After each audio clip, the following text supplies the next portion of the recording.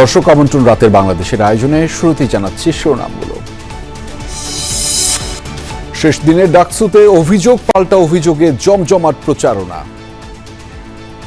একজন প্রার্থী অনেক সুন্দর সুন্দর ইনোভেটিভ, কেউ হচ্ছে তার ব্যালট নাম্বার 123 সেটা দিচ্ছে 123 সিসিমপুর। দেখা যাচ্ছে যে সবাই স্বতন্ত্র বা ব্যক্তি হিসেবে মানুষকে বেশি বিবেচনা করছেন। আসলে নিরাপদ ক্যাম্পাস উপহার দিতে ছাত্র দলের শপথ, নির্বাচন উৎসব মুখর করতে প্রধান উপদেষ্টার নির্দেশনা। ফেব্রুয়ারির প্রথমার্ধেই জাতীয় নির্বাচন, ঠেকাতে পারবে না পৃথিবীর কোনো শক্তি, বললেন প্রেস সচিব। এবারের ভোট পুলিশের জন্য অগ্নি পরীক্ষা, মন্তব্য আইজিপির।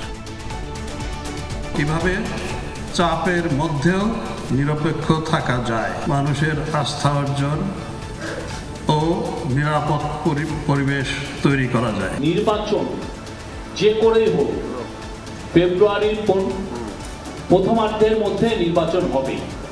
পৃথিবীর কোনো শক্তি নাই এই নির্বাচনকে ঠেকাতে পারে।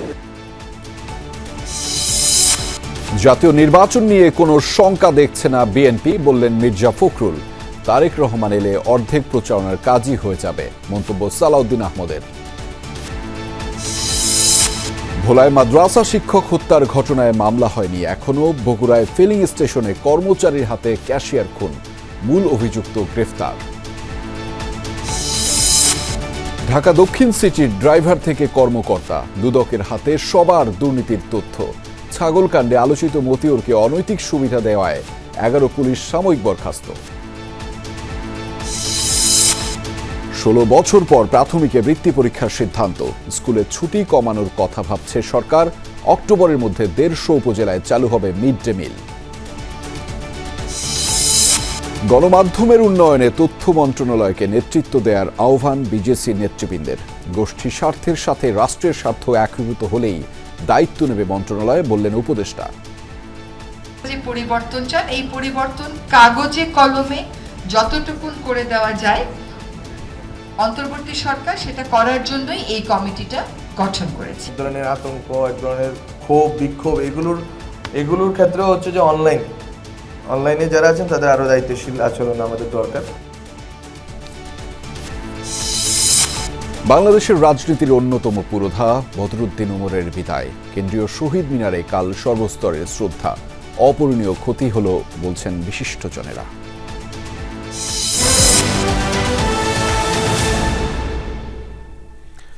দর্শক, এতক্ষণ শিরোনাম দেখছিলেন, আপনাদের সাথে আছি আমি আহমেদ রেজা।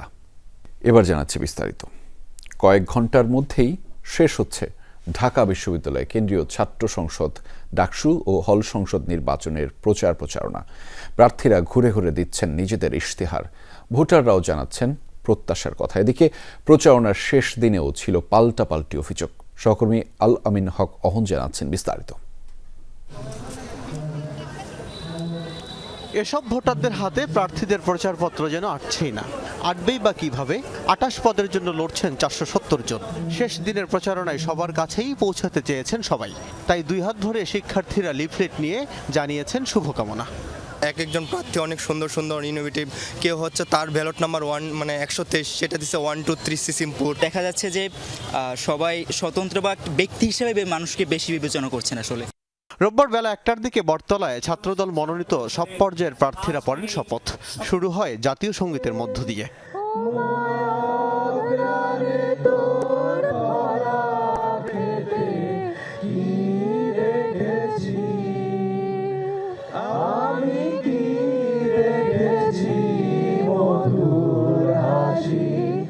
দেশের স্বাধীনতা ও সার্বভৌমত্বের প্রশ্নে কোনো আপোষ না করার শপথ নেন সবাই। এই প্রতিটি শপথ বাস্তবায়িত হবে। রাষ্ট্রের প্রয়োজনে আবারও রাজপথে নামার শপথ বাক্য পাঠ করেন সব প্রার্থী। আসুন আমরা সবাই নিজ নিজ পছন্দের প্রার্থীকে ও প্যানেলকে ভোট দেই। আমরা সবাই মিলে কাঁধে কাঁধ মিলিয়ে গণ অভ্যুত্থানের আকাঙ্ক্ষাকে ধারণ করি গড়ে তুলি একটি সাম্য, মানবিক মর্যাদা ও শিক্ষার্থী বান্ধব ঢাকা বিশ্ববিদ্যালয়। থেমেছিলেন না অন্য প্রার্থীরাও। ছাত্র শিবির মনোনীত প্রার্থীরা ঘুরেছেন অনুষদ থেকে অনুষদ।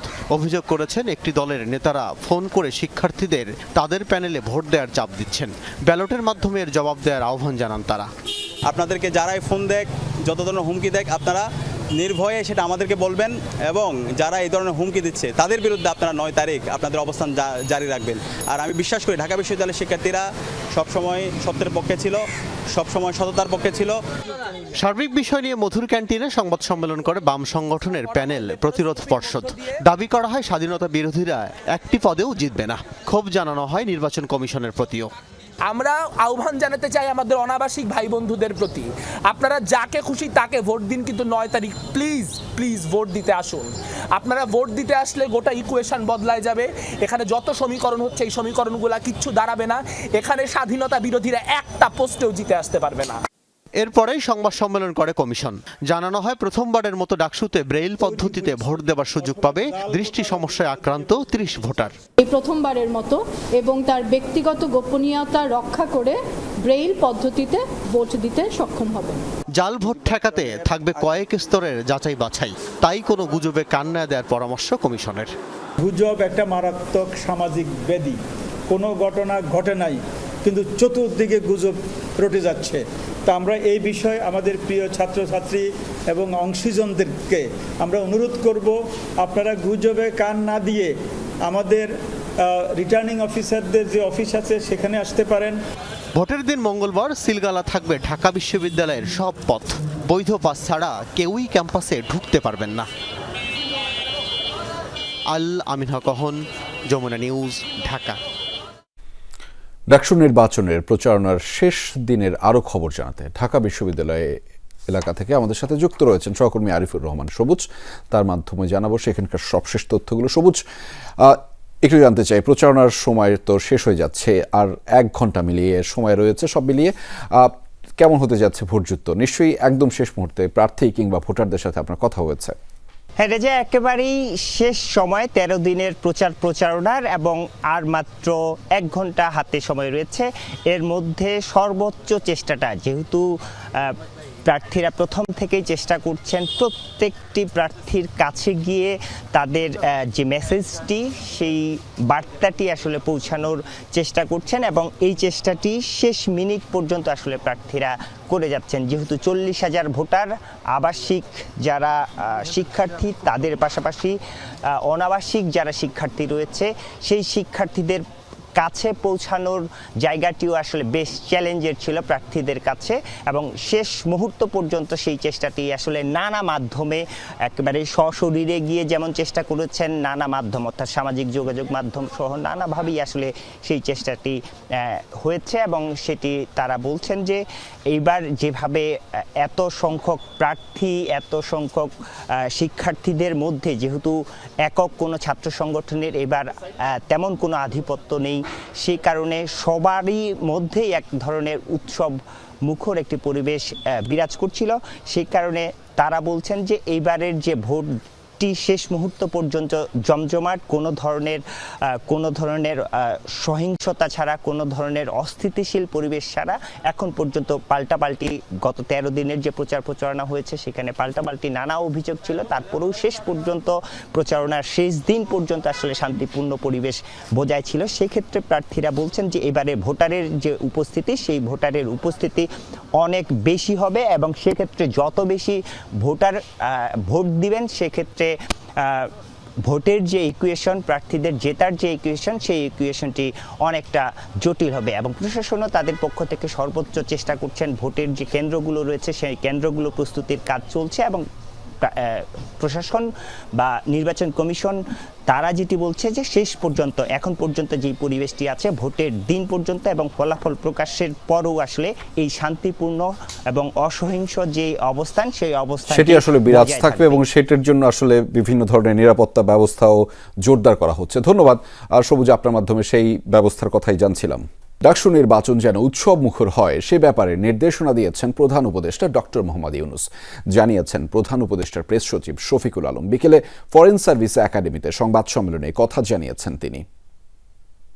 ডাকসু নির্বাচন যাতে শান্তিপূর্ণ ও উৎসবমুখর পরিবেশে হয় সেই জন্য বিশ্ববিদ্যালয়ের প্রশাসনকে সর্বাত্মক সহযোগিতা প্রদানের নির্দেশ দিয়েছেন প্রধান উপদেষ্টা। পৃথিবীর কোনো শক্তিই ফেব্রুয়ারির প্রথমার্ধে জাতীয় নির্বাচন ব্যাঘাত ঘটাতে পারবে না। আইনশৃঙ্খলা পরিস্থিতি স্বাভাবিক রাখতে স্থানীয় প্রশাসনকে নির্দেশনা দিয়েছেন প্রধান উপদেষ্টা।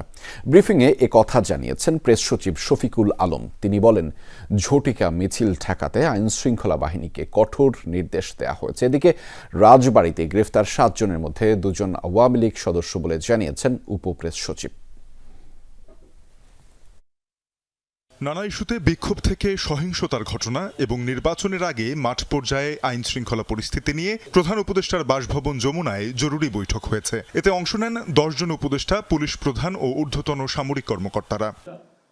পরে ফরেন সার্ভিস একাডেমিতে বৈঠকের সিদ্ধান্ত গণমাধ্যমকে জানান প্রধান উপদেষ্টার প্রেস সচিব শফিকুল আলম। তিনি জানান, দেশব্যাপী আইন শৃঙ্খলা বজায় রাখতে স্থানীয় প্রশাসনকে সক্রিয় হতে নির্দেশ দিয়েছেন প্রধান উপদেষ্টা। সেই সাথে ঝটিকা মিছিলের বিষয়ে কঠোর অবস্থান নেবে আইন শৃঙ্খলা বাহিনী। গণতান্ত্রিক অগ্রযাত্রাকে ব্যাহত করার জন্য সকল শক্তি নিয়ে মাঠে নামছে। এটা এখন আইন শৃঙ্খলা পরিস্থিতি নয়, এটা একটা জাতীয় নিরাপত্তা ইস্যু হয়ে দাঁড়িয়েছে। বৈঠকে সিদ্ধান্ত হয়েছে ঝটিকা মিছিল সহ বেআইনি সমাবেশের বিষয়ে মনিটরিং জোরদার করতে হবে। এর নেপথ্যে যারা সক্রিয় রয়েছেন তাদের বিরুদ্ধে কঠোর আইনি ব্যবস্থা নেওয়া হবে। প্রেস সচিব জানান, রাজবাড়ীতে সহিংসতার ঘটনায় 7 জনকে আটক করা হয়েছে। জড়িতরা স্থানীয় প্রশাসনের সাথে দফায় দফায় বৈঠকের পর শান্তিপূর্ণ সমাধানের প্রতিশ্রুতি ভঙ্গ করেছে। বারবার মিটিং করা হচ্ছে। তারা প্রেস ক্লাবে যে ওনারা তাদের কমিটমেন্টেরও কথা বলেছেন যে তারা তাদের যে বিক্ষোভ এটা শান্তিপূর্ণ রাখবে। এখন যদি তারপরে যে তারা এই ঘটনাটা ঘটলো, এখন এই ঘটনাটা তো খুবই বলবো যে ন্যাক্কারজনক একটা ঘটনা। তো এটা তো গভর্নমেন্টের এটা একটা দায়িত্বের মধ্যে পড়ে যে সে এইটাকে নিন্দা করবে। এই 7 জনের মধ্যে অন্তত 2 জন রয়েছেন যারা স্থানীয় আওয়ামী লীগ রাজনীতির সাথে সম্পৃক্ত। ফেব্রুয়ারির প্রথমার্ধে জাতীয় নির্বাচনের বিষয়ে সরকারের অবস্থান আবারও স্পষ্ট করেন প্রেস সচিব। যে করেই হোক ফেব্রুয়ারির প্রথমার্ধের মধ্যে নির্বাচন হবে। পৃথিবীর কোনো শক্তি নাই এই নির্বাচনকে ঠেকাতে পারে। নির্বাচন হবে এবং সে বিষয়ে পুরো যত ধরনের প্রস্তুতি লাগে সেই প্রস্তুতিগুলো নেওয়া হচ্ছে। কোন ধরনের সহিংসতাকে প্রশ্রয় দেওয়া হবে না বলেও জানানো হয় ব্রিফিংয়ে। তানজিম শাফিন, যমুনা নিউজ, ঢাকা। রাজনৈতিক দল বা নেতাদের তেল না দিয়ে পুলিশকে জনগণের জন্য কাজ করার পরামর্শ দিয়েছেন স্বরাষ্ট্র উপদেষ্টা। শুধু আইন শৃঙ্খলা বাহিনী নয়, জনগণ, রাজনৈতিক দল আর নির্বাচন কমিশন সহ সংশ্লিষ্টদের সহযোগিতা ছাড়া উৎসব মুখর আর সুষ্ঠু নির্বাচন সম্ভব নয় বলেও মনে করেন তিনি। সকালে রাজারবাগে নির্বাচনী প্রশিক্ষণ কর্মসূচির উদ্বোধন অনুষ্ঠানে এসব কথা বলেন তিনি। যতই চাপ আসুক, নির্বাচনের আগে লটারির মাধ্যমেই পুলিশের বদলি করা হবে বলেও আবারও জানিয়েছেন অবসরপ্রাপ্ত লেফটেন্যান্ট জেনারেল জাহাঙ্গীর আলম চৌধুরী। এ সময় পুলিশের আইজি বাহারুল আলম বলেন, এবারের নির্বাচন পুলিশের জন্য অগ্নি পরীক্ষা। চাপের মধ্যে থেকে নিরপেক্ষভাবে দায়িত্ব পালন করতে পুলিশ সদস্যদের প্রতি আহ্বান জানিয়েছেন তিনি। আপনাদের আমি বলছি যে আপনারা কিন্তু রাজনৈতিক দলের থেকে একটু দূরে থাকবেন। আমি এর আগে বহুবার আপনাদের বলছি, আপনারা এখন যদি তেল দেওয়া শুরু করে দেন, আপনাদের কিন্তু নির্বাচনের পর আপনাকে তেল শেষ হয়ে যাবে। এখন যার কাছে যে তেলটা রিজার্ভ করে রাখছে সেই সময় কিন্তু তেল দিয়ে উপসে যাবে। এই জন্য আপনারা কোনো দলের দিকে যাবেন না, আপনারা একেবারে জনগণের যে আশা আকাঙ্ক্ষা এটা পূরণ করার জন্য আপনারা চেষ্টা করবেন। এই প্রশিক্ষণের মধ্যে দিয়ে আমরা জানব কিভাবে চাপের মধ্যেও নিরপেক্ষ থাকা যায়। জাতীয় নির্বাচন নিয়ে কোনো শঙ্কা দেখছে না বিএনপি। ঠাকুরগাঁয়ে এমনটা বলেছেন দলের মহাসচিব মির্জা ফখরুল ইসলাম আলমগীর। রোববার রাতে সরকারি বালক উচ্চ বিদ্যালয়ে বড় মাঠে জেলা বিএনপির দ্বিবার্ষিক সম্মেলন স্থল পরিদর্শন করেন তিনি। প্রস্তুতির খোঁজ খবর নেন। এ সময় তিনি বলেন, নির্বাচন নিয়ে কিছু ব্যক্তি ও রাজনৈতিক দল অযাচিতভাবে শঙ্কা সৃষ্টির চেষ্টা করছে। বাংলাদেশের মানুষ এসব সমর্থন করে না। যথাসময়ে নির্বাচন হবে এবং যা জনগণের কাছে গ্রহণযোগ্য হবে। বিএনপি মহাসচিব আরও বলেন, তরুণ ও পুরাতনদের নিয়ে সফল সম্মেলনের প্রস্তুতি নেওয়া হয়েছে। সোমবার ঠাকুরগাঁও জেলা বিএনপির দ্বিবার্ষিক সম্মেলন অনুষ্ঠিত হবে। ভার্চুয়ালি বক্তব্য দেবেন দলের ভারপ্রাপ্ত চেয়ারম্যান তারেক রহমান।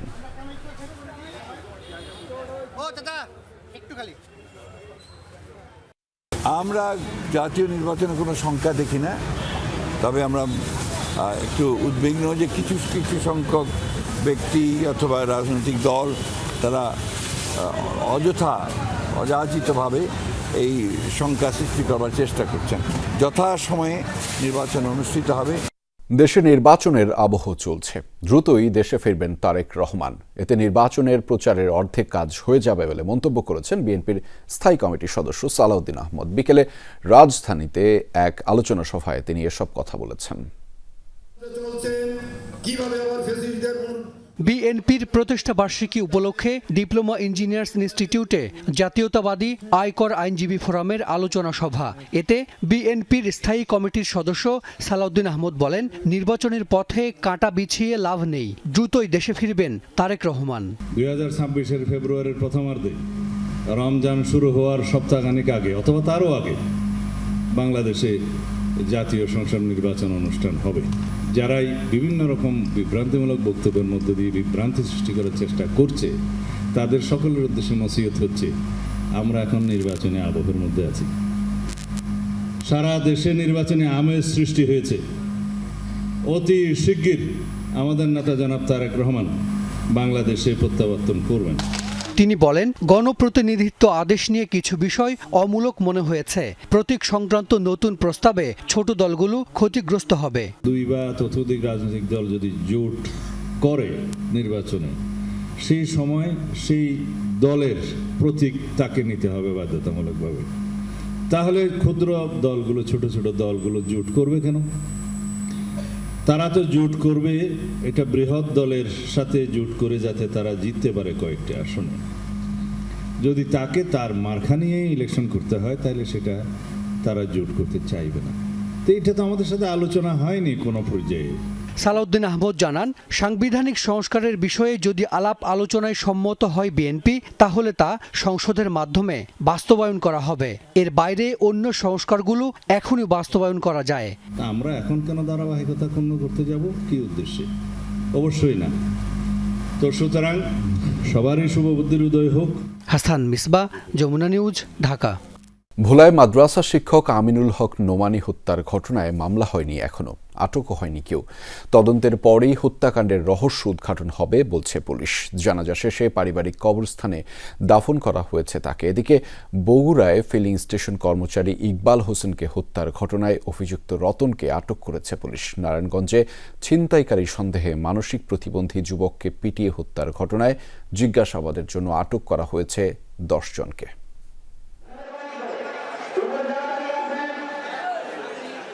মাদ্রাসা শিক্ষক ও ইসলামী বক্তা আমিনুল হক নোমানীকে শেষ বিদায় জানাতে ভোলা সরকারি বালক উচ্চ বিদ্যালয় মাঠে জমায়েত হাজারো মানুষ। শিক্ষার্থী, বিভিন্ন রাজনৈতিক দলের নেতাকর্মীর পাশাপাশি জানাজায় অংশ নেন সর্বস্তরের মানুষ। আলিয়া মাদ্রাসার শিক্ষক আমিনুল হক নোমানী ইসলামী ঐক্য আন্দোলনের জেলা শাখার সাধারণ সম্পাদক ছিলেন। স্থানীয়ভাবে ইসলামী বক্তা হিসেবেও বেশ পরিচিতি ছিল তার। আমিনুল হক নোমানীর এমন মৃত্যু মানতে পারছেন না কেউ। একজন গার্জিয়ান হারাইয়া লাইছি।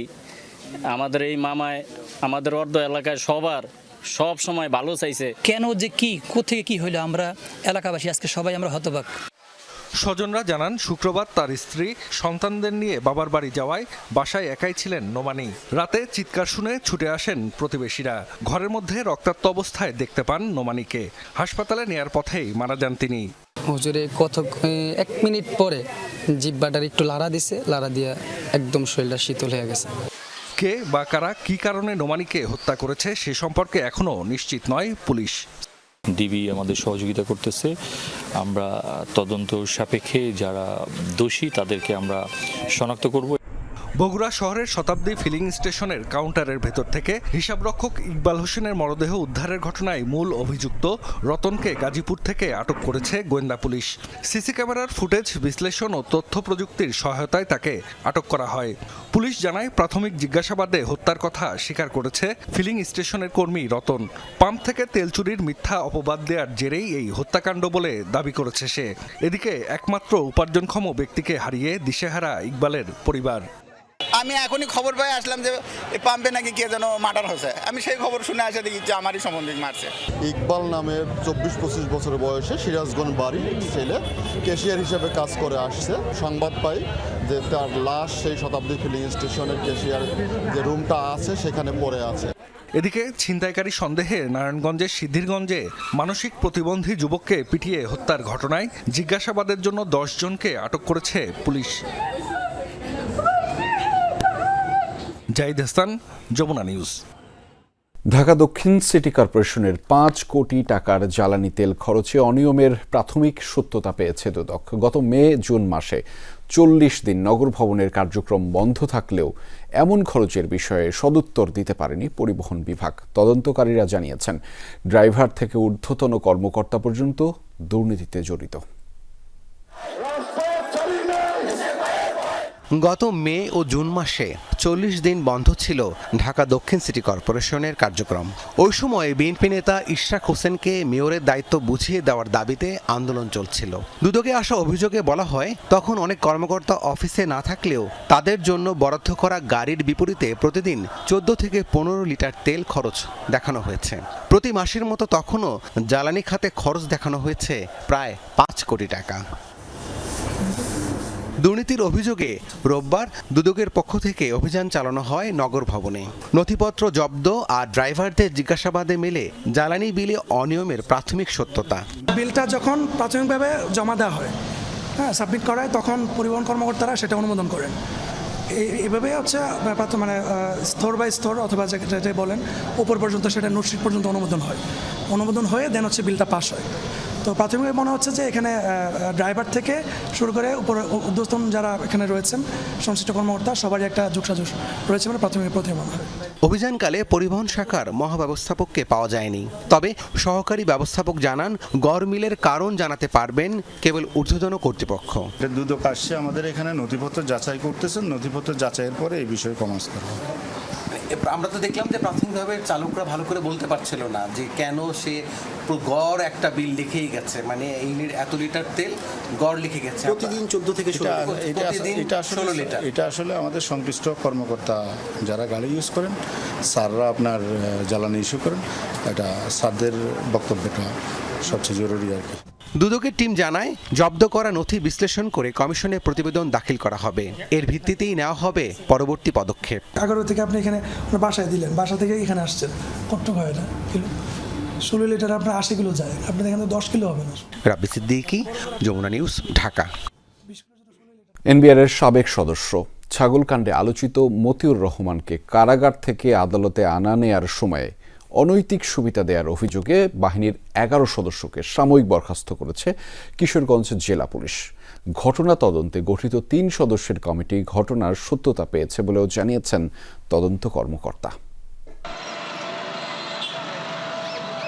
ঘটনা 12 আগস্ট ঢাকার একটি আদালতে হাজিরা শেষে কিশোরগঞ্জ কারাগারে ফেরত নেওয়া হচ্ছিল ছাগলকাণ্ডে সমালোচিত মতিউর রহমানকে। এটি নরসিংদীর একটি রেস্টুরেন্ট।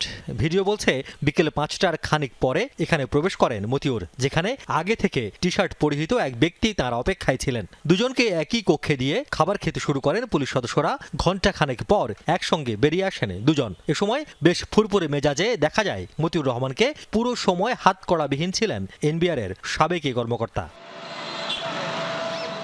সামাজিক যোগাযোগ মাধ্যমে এই ভিডিও ছড়িয়ে পড়লে ঘটনা তদন্তে 3 সদস্যের কমিটি করে কিশোরগঞ্জ জেলা পুলিশ। পুলিশ জানায়, আসামিকে আদালতে আনা নেয়ার পথে এমন আপ্যায়ন বিরতির কোনো সুযোগ নেই পুলিশ বিধিতে। এর প্রেক্ষিতে ঘটনার সত্যতা মেলায় ওই দিন দায়িত্ব পালন করা এক এসআই সহ 11 জনকে সাময়িক বহিষ্কার করা হয়। পুলিশ কর্তৃক কিছু মিসম্যানেজমেন্ট এবং অসদাচরণের ঘটনা ঘটেছে, সেটা তদন্তের জন্য পুলিশ সুপার মহোদয় একটি 3 সদস্য বিশিষ্ট কমিটি গঠন করে দেয়, যার রিপোর্ট আমরা গত 6/9/2025 তারিখে সাবমিট করেছি এবং সেই রিপোর্টের উপরে পুলিশ সুপার মহোদয় তাদেরকে সাময়িক বরখাস্ত করেছেন এবং তাদের বিরুদ্ধে বিভাগীয় ব্যবস্থা চলমান রয়েছে। এই ঘটনার সঙ্গে আর্থিক সংশ্লেষ কতখানি তা খতিয়ে দেখছে পুলিশ। রিয়াজ রায়হান, যমুনা নিউজ, ঢাকা। প্রাথমিক পর্যায়ে ১৫০টি উপজেলার সরকারি প্রাথমিক বিদ্যালয়ে সেপ্টেম্বরের শেষ বা অক্টোবরের শুরুতে মিড ডে মিল চালু করতে যাচ্ছে সরকার, এমনটাই জানিয়েছেন প্রাথমিক ও গণশিক্ষা উপদেষ্টা অধ্যাপক ডাক্তার বিধান রঞ্জন রায় পোদ্দার। সচিবালয়ে আন্তর্জাতিক সাক্ষরতা দিবস উপলক্ষে সংবাদ সম্মেলনে তিনি বলেন, ১৬ বছর পর প্রাথমিকে বৃত্তি পরীক্ষার সিদ্ধান্ত হয়েছে। বৃত্তির মাধ্যমে শিক্ষার্থীদের সহায়তা করা হবে। এ সময় তিনি জানান, প্রাথমিক বিদ্যালয়ে ছুটি কমানোর কথা ভাবছে মন্ত্রণালয়। তিনি জানান, শিক্ষা বহির্ভূত অনেক কাজে শিক্ষকদের বরখাস্তের কারণে গোটা শিক্ষা ব্যবস্থায় নেতিবাচক প্রভাব পড়ছে। প্রধান শিক্ষক হিসেবে পদোন্নতি পাওয়ার জন্য ৩২,০০০ শিক্ষক অপেক্ষমান আছে বলেও জানান প্রাথমিক ও গণশিক্ষা উপদেষ্টা। মিড ডে মিল ১৫০টা উপজেলায় শিগগিরই চালু হয়ে যাচ্ছে। আর যে প্রক্রিয়াগুলো, ওই যে আমাদের প্রকিউরমেন্টের ক্ষেত্রে প্রক্রিয়া, এইটার ক্ষেত্রে বিষয় ট্রেনিং এর প্রসঙ্গগুলো, এইগুলো এখন চালু আছে। ফলে আমি আশা করি আমরা পারবো এটা করতে। আমরা আশা করি সেপ্টেম্বরের শেষ বা অক্টোবরের শুরুতেই পারবো এটা। সরকার গণমাধ্যমের বিবর্তন ও গণমানুষের গণমাধ্যম হিসেবে দেখতে চায় উল্লেখ করে বন ও পরিবেশ উপদেষ্টা সৈয়দা রিজওয়ানা হাসান বলেছেন, কাগজে কলমে যতটুকু সংস্কার করা সম্ভব ততটাই সরকার করে যেতে চায়। ব্রডকাস্ট জার্নালিস্ট সেন্টার বিজেসি আয়োজিত মতবিনিময় সভায় এসব কথা বলেছেন তিনি। রাজধানীর একটি হোটেলে ব্রডকাস্ট জার্নালিস্ট সেন্টার বিজিসি আয়োজন করে গণমাধ্যম সংস্কার কমিশনের প্রতিবেদন পর্যালোচনা শীর্ষক মতবিনিময় সভা, যেখানে প্রতিবেদন পর্যালোচনার পাশাপাশি সাংবাদিকদের নিরাপত্তার বিষয়টি উঠে আসে। সরকার আপনাকে বড় জোর পলিসি দিতে পারে, কিন্তু ইমপ্লিমেন্টেশনটা পুরোপুরি মিডিয়ার হাতে। এখন বলেন যে এত টাকা আমি দিব, আয় আসবে কোত্থেকে? ডিটিএইচ গুলোকে আপনার আইন করে দিবে যে ডিটিএইচ গুলো আপনাদের যে সেলস আছে সেটার ডাটা তো ট্রান্সপারেন্ট, তারা জানে প্রতি হাউসে কয়টা কানেকশন আছে, সেখান থেকে আপনাকে 30%, 40%, 50% রেভিনিউ শেয়ার করবে। আলোচনায় বিজিসির ট্রাস্টি ফাহিম আহমেদ বলেন, গণমাধ্যম সমাজের চতুর্থ স্তম্ভ, তবে এটি সঠিকভাবে প্রতিষ্ঠিত না হলে দেশ আগাবে না। বলেন, গণমাধ্যমের উন্নয়নে তথ্য মন্ত্রণালয়কেই নেতৃত্ব দিতে হবে। তথ্য এবং সম্প্রচার মন্ত্রণালয় আসলে গত 1 বছরে গণমাধ্যমের জন্য কি করেছে? যেসব টেলিভিশনের জনপ্রিয়তা প্রশ্নবিদ্ধ, সেগুলো 1, 2, 3, 4, 5 নম্বরে আসে। যেই পত্রিকার 1 কপি সার্কুলেশন নাই, সেই পত্রিকাকে 2.5 লাখ দেখিয়ে সুবিধা দেয়া। সরকারের উচিত এই যে গণমাধ্যম সংস্কার কমিশন যে প্রস্তাবনাগুলো দিয়েছে সেগুলোকে স্বীকৃতি দেয়া। সরকার এটা নিয়ে একটা কথাও বলেনি এখন পর্যন্ত। সভায় গণমাধ্যমকে গুরুত্ব দেওয়ার জন্য আলাদা কমিশন গঠন করা হয়েছে বলে জানান বন ও পরিবেশ উপদেষ্টা সৈয়দা রিজওয়ানা হাসান। মব ভায়োলেন্স নিয়েও কথা বলেন উপদেষ্টা। এত বছর যাবৎ নিজেদের অবস্থা কর্মপদ্ধতি আপনারা একভাবে দেখে এসছেন। এখন আপনারা যে পরিবর্তন চান, এই পরিবর্তন কাগজে কলমে যতটুকুন করে দেওয়া যায়, অন্তর্বর্তী সরকার সেটা করার জন্যই এই কমিটিটা গঠন করেছে। এবং মব জাস্টিস যখনই হচ্ছে, আমরা তখনই শুধুমাত্র বিবৃতি দিচ্ছি না, মবের সাথে যারা জড়িত তাদেরকে গ্রেফতারও করছি, তাদেরকে আইনি প্রক্রিয়ার মুখোমুখিও করছি। এছাড়া সভায় ব্যারিস্টার সারা হোসেন সাংবাদিকদের নিরাপত্তা ও স্বাধীনতা রক্ষার বিষয়েও গুরুত্ব আরোপ করেন। কেন লেখা হচ্ছে না? অন্যান্য ধরনের ভয়ভীতির জন্য হয়তো আপনারা লিখছেন না। রেদওয়ান আহমেদ, যমুনা নিউজ, ঢাকা। সাংবাদিক সমাজ নিজ অধিকার আদায়ে সোচ্চার থাকলে কোনো সরকারই তাদের পেশার উপর হস্তক্ষেপ করতে পারবে না, এমন মন্তব্য করেছেন তথ্য উপদেষ্টা মাহফুজ আলম। তথ্য ভবনে আয়োজিত মতবিনিময় সভায় তিনি বলেন, মূলধারার গণমাধ্যমের লোগো অনুকরণে যেসব পেজ খোলা হচ্ছে তা সমাজে আস্থার সংকটের প্রতিফলন। শুধু গোষ্ঠীর স্বার্থ নয়, এর সাথে রাষ্ট্রের স্বার্থ একীভূত হলেই দায়িত্ব নেবে তথ্য মন্ত্রণালয়। তথ্য ভবনে নির্বাচন ও এর আগে পরে গণমাধ্যমের ভূমিকা নিয়ে তথ্য উপদেষ্টার সাথে সাংবাদিকদের মতবিনিময় সভা। নির্বাচনে একটা ডিজাস্টার করার জন্য চেষ্টা করছে আওয়ামী লীগ, সেটা ডিপার্টমেন্ট দরকার। সাংবাদিকতা শুধুমাত্র সুনির্দিষ্ট একটা সময়ের জন্য না, সাংবাদিক একটা জীবন আছে, একটা democracy day by day develop করবে। সভায় তথ্য উপদেষ্টা বলেন, সাংবাদিকতা হবে জনবান্ধব। মন্ত্রণালয় কোনো গোষ্ঠী নয়, বরং রাষ্ট্রের স্বার্থকে গুরুত্ব দেবে। আমাদের কমিউনিটিকে নিজেরাই ঠিক করতে হবে যে আমরা স্বাধীন থাকতে চাই। আমরা আসলে সরকার কে আসবে না আসবে এটা আমরা দেখতে চাই না, বরং আমরা হচ্ছে জনগণের কাছে দায়বদ্ধ থাকতে চাই। সাংবাদিকতা যতটা না তথ্য মন্ত্রণালয় কেন্দ্রিক, তার চেয়ে বেশি হচ্ছে জনগণ কেন্দ্রিক, নাগরিক কেন্দ্রিক। তথ্য উপদেষ্টা বলেন, বর্তমানে যে মব ভায়োলেন্স তার সঙ্গে মিডিয়ারও সম্পর্ক আছে। এ সময় অনলাইন সাংবাদিকদের দায়িত্বশীল হওয়ার আহ্বান জানান তিনি। বলেন, গণ অভ্যুত্থানে যমুনা টিভি যথেষ্ট ভালো ভূমিকা রেখেছে। তবে যমুনা টিভির মতো জনপ্রিয় গণমাধ্যমের লোগোর অনুকরণে পেজ পরিচালনার নেপথ্যে আছে আস্থার সংকট। মানুষ হচ্ছে যমুনা টিভি যথেষ্ট ভালো ভূমিকা রাখছে অভ্যুত্থানে, সেটা আমরা সবাই জানি। কিন্তু তারপরে ওই যে লোগোগুলো ব্যবহার করে অন্য নামে মানে অনেক ফেক নিউজ, ফেক একটা পেজ খুলে প্রচার চালাচ্ছে। এইটা হচ্ছে মানুষের, আমি মনে করি যে সোসাইটির ভিতরে আস্থার সংকট, যেটা এটার একটা প্রতিফলন। মব ভায়োলেন্স কেন হচ্ছে? ওই যে মানুষের ভিতরে যে ট্র্যাপিডেশন, মানে এক ধরনের আতঙ্ক, এক ধরনের ক্ষোভ, বিক্ষোভ, এগুলোর ক্ষেত্রেও হচ্ছে যে অনলাইনে যারা আছেন তাদের আরো দায়িত্বশীল আচরণ আমাদের দরকার। তথ্য উপদেষ্টা জানান, গণমাধ্যম নীতিমালা প্রণয়নের ক্ষেত্রে তথ্য মন্ত্রণালয়ের সাথে কোনো আলোচনা করেনি নির্বাচন কমিশন। যেই নীতিমালা প্রণয়ন করছে ওই নীতিমালা প্রণয়নের ক্ষেত্রে আমাদের মন্ত্রণালয়ের সাথে কোনো পরামর্শ করেনি। নির্বাচন পরবর্তী সহিংসতা এড়াতে গণমাধ্যমের ভূমিকার কথাও বলেন তথ্য উপদেষ্টা। তানভীর মৌসুম, যমুনা নিউজ, ঢাকা। চিরবিদায় নিলেন বাংলাদেশের রাজনীতির অন্যতম পুরোধা, তাত্ত্বিক ও জনবুদ্ধিজীবী বদরুদ্দিন উমর। ইন্না লিল্লাহি ওয়া ইন্না ইলাইহি রাজিউন। তার মৃত্যুতে বুদ্ধিবৃত্তিক রাজনৈতিক চর্চা এবং মানুষের মুক্তির লড়াইয়ে অপূরণীয় ক্ষতি হয়েছে বলে জানিয়েছেন রাজনীতিবিদ, লেখক ও গবেষকরা।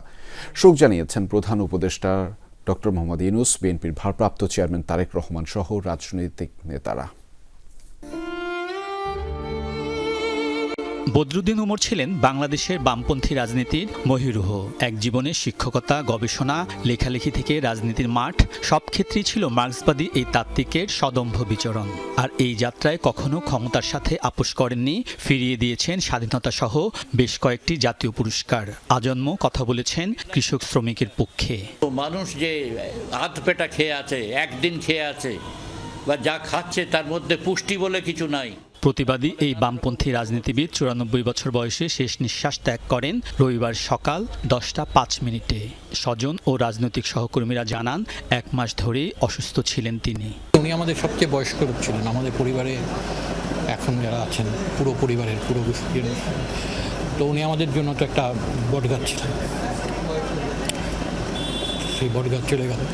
বদরুদ্দিন উমরের প্রয়াণে হাসপাতালে ও মিরপুরের রূপনগরের বাসায় ভিড় করেন রাজনৈতিক সহকর্মী, লেখক, গবেষক ও স্বজনরা। বলেন, তার রাজনীতি ও বুদ্ধিবৃত্তিক চর্চায় উদ্বুদ্ধ হয়েছে কত শত তরুণ, সেই শূন্যতা পোড়াবে দেশকে। সাহসের সাথে সত্য বলার লোকের অভাব হয়ে গেল, আর কাউকে সেরকম দেখা যায় না। বদরুদ্দিন উমর গণ অভ্যুত্থানের কথক, সেটা 69 হোক, সেটা 90 হোক, সেটা 24 হোক। বদরুদ্দিন উমর ছিলেন বলে আজকে বাংলাদেশ আছে। বদরুদ্দিন উমর 47-এর দেশভাগের শিকার হয়ে কলকাতা থেকে বাংলাদেশে এসেছেন। অবদান রেখেছেন ভাষা আন্দোলন, মুক্তিযুদ্ধ ও অসাম্প্রদায়িক আন্দোলনে। অনেকবার রাজরোষে পড়েছেন, রাজরোষে পড়া সত্ত্বেও তিনি তার যে নির্ভীক পথ চলা, সেখান থেকে তিনি বিচ্যুত হননি। আমাদের মেরুদণ্ড, আমাদের সৎভাবে রাজনৈতিক সংগ্রামে যুক্ত থাকা, এই সবই বদরুদ্দিন উমরের আলোয় উদ্ভাসিত। সর্বজন শ্রদ্ধেয় বামপন্থী এই প্রবীণ রাজনীতিবিদকে শেষ শ্রদ্ধা জানানোর জন্য সোমবার সকাল 10টায় তার মরদেহ রাখা হবে কেন্দ্রীয় শহীদ মিনারে। সকাল 10টায় ওনাকে কেন্দ্রীয় শহীদ মিনারে নেওয়া হবে। সর্বস্তরের জনগণ সেখানে শ্রদ্ধা জ্ঞাপন করবেন। 3 সন্তানের জনক বদরুদ্দিন উমর শেষ শয্যায় শায়িত হবেন রাজধানীর জুরাইন কবরস্থানে বাবা মায়ের পাশে। আলমগীর স্বপন, যমুনা নিউজ, ঢাকা। সিএমএম আদালতে এজলাসের ভেতর সাংবাদিক সিয়ামের উপর হামলাকারী আইনজীবী মহিউদ্দিন মাহি সকল অভিযোগ স্বীকার করে আইনজীবী সমিতির শুনানিতে ক্ষমা চেয়েছেন।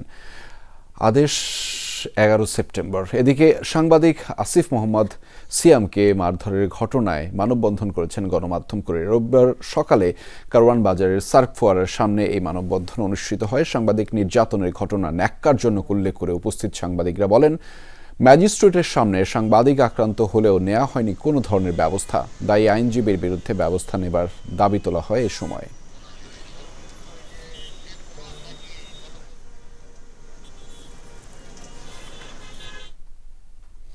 দর্শক, এই ছিল রাতের বাংলাদেশের আয়োজনে। এতক্ষণ আমাদের সাথে থাকার জন্য আপনাদের সবাইকে ধন্যবাদ।